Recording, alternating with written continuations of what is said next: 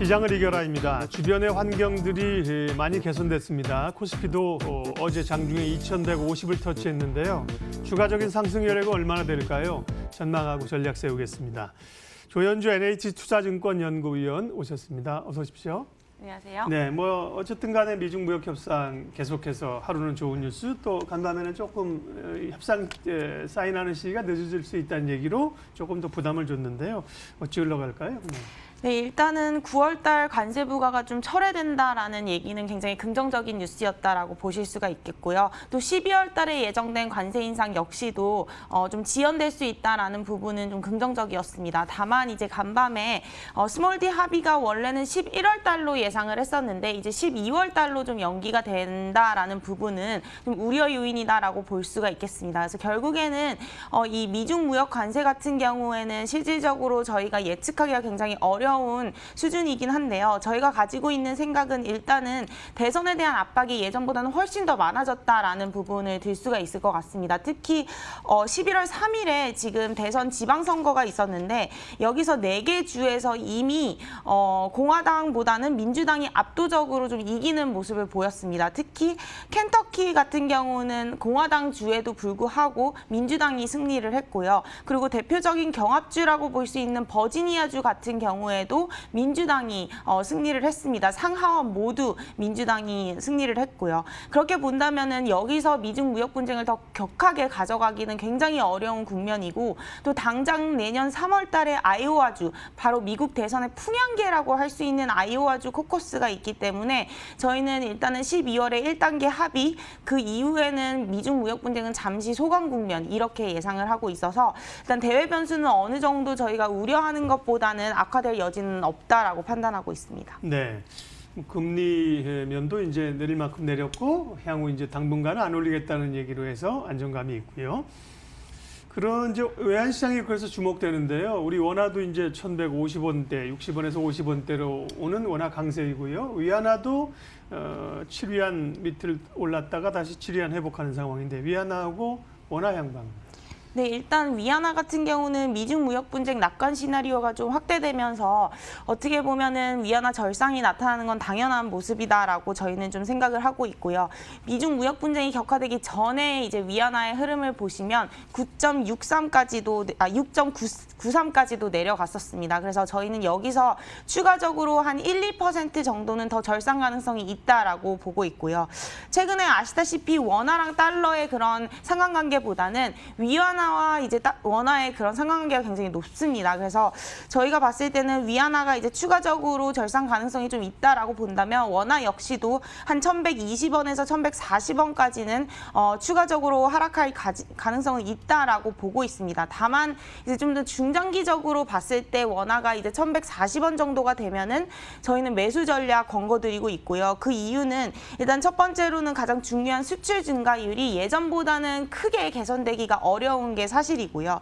그리고 이제 한국인이 외국 자금을 되게 많이, 외국 자산을 많이 사는 데 비해서 외국인이 한국 자산을 사는 거는 굉장히 적어졌습니다. 그래서 이게 순대외 자산이라고 하는데 그게 지금 사상 최고치를 찍고 있거든요. 그런 의미에서 달러 공급 측면을 저희가 보면 대내로 들어오는 달러보다 대외로 빠져나가는 달러가 훨씬 더 많기 때문에 이는 원화를 좀 강세로 약세를 만드는 요인이기 때문에 원화 강세가 여기서 추가적으로 더 1,100원을 밑으로 내려가기는 좀 어렵다라고 판단하고 있습니다. 네.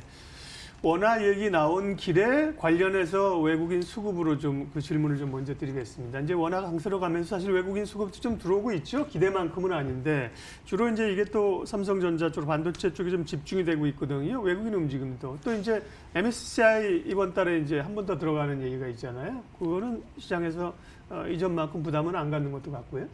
네, 일단은 이제 저희가 원래 11월 달에 예정된 MSCI 같은 경우는 패시브 자금에 이제 중점이 되어 있기 때문에 이 부분만 놓고 본다면 사실 5월이랑 8월에 대비해서는 거의 절반도 안 되는 수준이 나간다라고 보시면 됩니다. 그래서 그렇게 큰 규모의 패시브 자금 이탈은 아니고요. 다만 이제 대외 변수가 좀 악화되게 되면은 같이 좀 액티브 자금이 받쳐주지 않는 부분이 우려 요인이었는데 사실 지금은 대외 변수가 개선이 됐기 때문에 패시브가 나가더라도 액티브가 지수가 받쳐주는 힘이 훨씬 더 클 거다라고 생각을 하고 있어서 외국인 수급 같은 경우는 저희는 연말까지는 좀 긍정적으로 보고 있고요. 또 한 가지는 일단 외국인들이 대부분 수출주 중심으로 매수를 하고 있는데 그 이유는 아무래도 이제 기저 효과 때문에 10월 달에 수출 증가율이 굉장히 마이너스 폭이 컸는데 11월부터는 좀 개선될 여지가 있다라는 점에서 저희는 수출주 중심으로 외국인이 좀 사들일 것이다라고 판단을 하고 있습니다.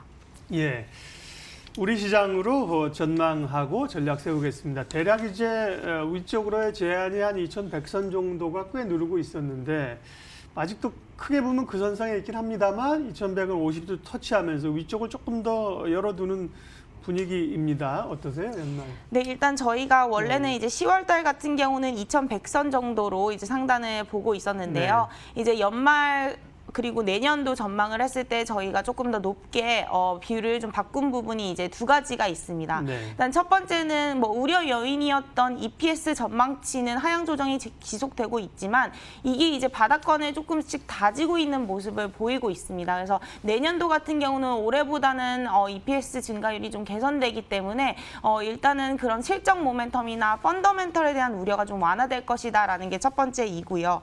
두 번째 같은 경우는 이제 수출입니다. 제가 앞서서도 말씀을 드렸듯이 수출 증가율이 10월을 저점으로 11월, 12월은 기저효과로 인해서 올라올 수밖에 없거든요. 그래서 저희는 일단은 보통 투자자들이 지금 차트에서 보시는 것처럼 계속해서 상단이 내려가는 모습을 지금 보실 수가 있습니다. 그래서 내년에도 다시 내려가면서 약세장에 좀 익숙해져 있는 상황이고요. 비관론이 굉장히 많은 상황인데 저희가 가지고 있는 뷰는 이 상단이 계속해서 내려오는 뷰보다는 상단이 이제 올라오는 코스피 상승 추세를 좀 예상을 하고 있기 때문에 조금은 내년도까지는 긍정적인 시각을 좀 유지하고 있다라고 보시면 될 것 같습니다.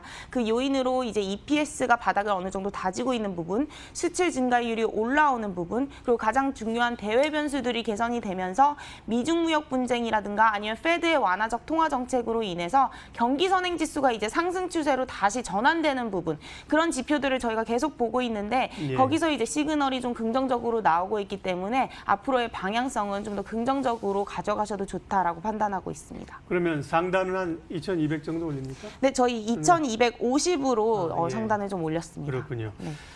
전략 마무리하겠습니다. 이제 대형주가 선두에 서 있지만 한편으로는 어제 보면 이제 오늘은 좀 조정입니다만 어제 보면 이제 뭐 중소형 제약주 이런 쪽으로 좀 확산도 일어나는 모양새가 나타나거든요. 전반적인 전략입니다.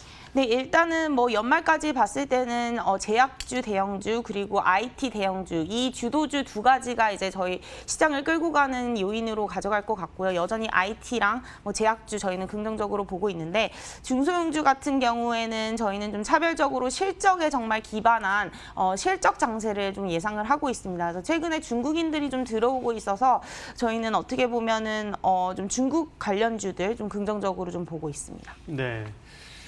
중국 관련주까지 IT가 기본에 있고요. 예, 제약주도 이제 대형사 위주로는 관심권에 두셨습니다. 시장을 이겨라 NH투자증권 조현주 연구위원 함께했습니다. 수고하셨습니다. 네, 지수는 뭐 크게 밀리진 않고요. 또 오를 만한 요인도 오늘은 조금 뒷심이 부족하죠. 코스피 3포인트, 코스닥은 2포인트 밀려 있는 상황입니다. 출발 마켓온 오늘 순서는 여기까지 하겠습니다. 예, 늘 남과 다른 생각, 좋은 투자하십시오, 여러분. 고맙습니다.